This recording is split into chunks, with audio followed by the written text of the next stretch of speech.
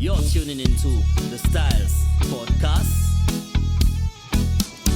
Hey folks, welcome to the podcast.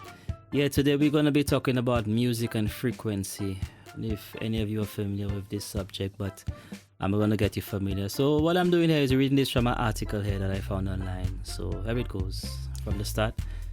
Gather round, kids. Those of you with tinfoil hats may wish to ensure that they fitted snugly. What I'm about to tell you will shake your faith in all the music you've heard in all your life. It's interesting. If you look down the right paths, it becomes clear that governments and various security apparatuses have used music to control us using music. All the music of the West that's based on the standard 12-tone scale is used to the management of crowds as well as thought control. Interesting. So I'm going a bit deeper now. So let's begin with some music theory. If musical performances were to sound the same the world over, some standardization was required. As early as 1885, the Music Commission of the Italian government declared that all instruments and orchestras should use a tuning fork that vibrated at 440 hertz, that's Hz, if you've ever seen that before. So it's 440 Hz, which was different from the original standard of 435 hertz, that's Hz again, and the competing 432 hertz used in France. In 1917, the American Federation of Musicians endorsed the Italians, followed by a further push for 440 hertz in the 1940s. There we go, I'm continuing again. So, in 1953, a worldwide agreement was signed. Signatories declared that middle A on the piano be forevermore tuned to exactly 440 hertz. This frequency became the standard ISO-16 reference for tuning all musical instruments based on the chromatic scale, the one most often used for music in the West. All other notes are tuned in standard mathematical ratios leading to and from 440 hertz.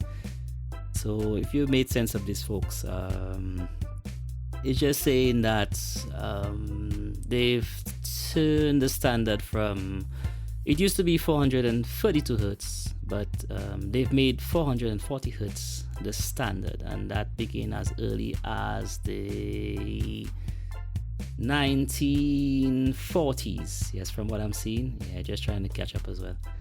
So here we go. So I'm going to continue going down. So getting a little deeper, we end up at the doorstep of the Nazis. It is said that propaganda minister Joseph Goebbels, that's how it's pronounced, insisted that a 440 hertz tuning in Germany should be believed.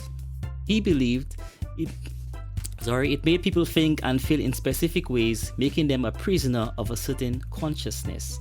And if you're trying to mobilize the population for the Führer, that's exactly what you want, right? That's the question he was asking. There's more from the tinfoil headphones crowd. The powers that are successfully lowering the vibrations of not only the young generation, but the rest of us as well. These destructive frequencies entrain the thoughts towards disruption, disharmony, and disunity. Additionally, they also stimulate the controlling organ of the body, the brain, into disharmonious resonance, which ultimately creates disease and war. There's something to think about the next time you pop in some earbuds. Does listening to music make you feel more warlike and disease?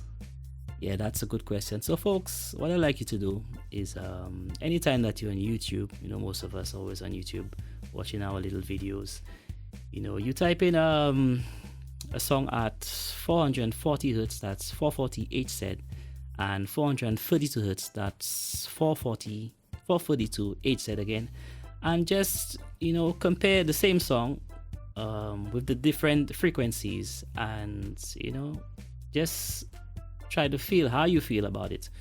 Do you feel happy? Do you feel a difference when you listen to the one at 440 hertz? Do you feel a difference when you listen to the one at 432 hertz?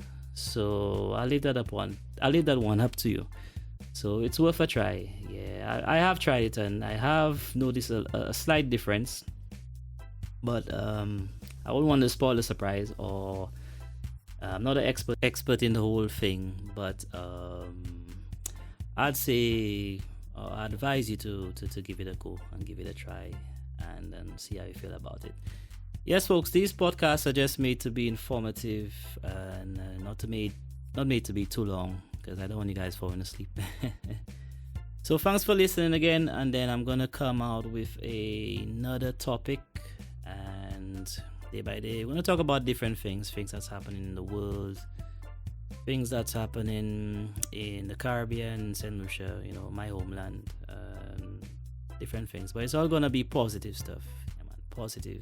Positive and uplifting, and again informative. So blessings again, thanks for listening out, and I'll see you next time. Bye. Enter, you're tuning into the Styles Podcast.